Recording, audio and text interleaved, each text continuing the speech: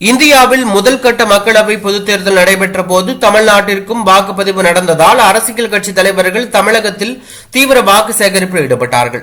முன்பு எப்போதும் இல்லாத வகையில் பிரதமர் நரேந்திர மோடி தமிழ்நாட்டிற்கு பலமுறை வந்து பாஜக மற்றும் அதன் கூட்டணி கட்சி வேட்பாளர்களுக்காக வாக்கு சேகரித்தார். மக்களவை பொதுத் தேர்தலின் போது தமிழக பாஜக தலைவர் அண்ணாமலை வெளியுறவுத்துறை அமைச்சகத்திலிருந்து தகவல் அறியும் உரிமை சட்டத்தின் கீழ் கச்சத்தீவு விவகாரம் குறித்து தனக்கு கிடைத்த தரவுகளை வெளியிட்டிருந்தார்.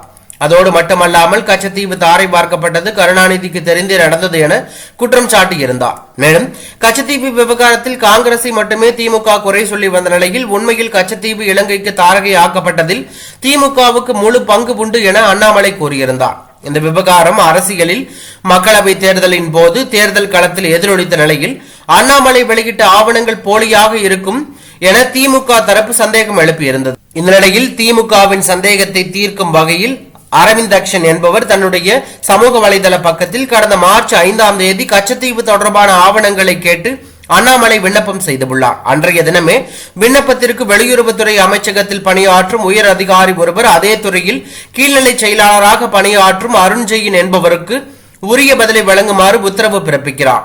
அதன்படி அருண் ஜெயின் என்பவர் மார்ச் 31ஆம் தேதி 17 பக்கங்கள் கொண்ட அண்ணாமலையின் விண்ணப்பத்தை முடித்து வைக்கிறார். ஆனால் வெளியுறவுத்துறை அமைச்சகத்தின் இணையதள பக்கத்தில் அஜய் ஜெயின் என்கின்ற அதிகாரியின் பெயர் இடம்பெறவில்லை. இதுகுறித்து தகவல் அறியும் உரிமை சட்டத்தின் கீழ் வெளியுறவுத்துறை அமைச்சகத்தின் அலுவலகத்தில் விண்ணப்பிக்கப்பட்டது. வெளியுறவுத்துறை அமைச்சகம் அளித்த பதிலில் அஜய் ஜெயின் என்பவர் பெயர் அதில் இடம்பெறவில்லை. அவ்வாறு இருக்க வெளியுறவுத்துறை அமைச்சகத்தில் பணியாற்றாத நபரின் பெயர் மோசடியாக ஆவணத்தை வெளியிட்டார்கள் என எடுத்துக் கொள்ளலாமா? மொத்தத்தில் இல்லாத ஒன்றை வைத்து பாஜக அரசியல் செய்ய முயன்றுள்ளது என அவர் குற்றம் சாட்டியுள்ளது பரபரப்பை ஏற்படுத்தியுள்ளது.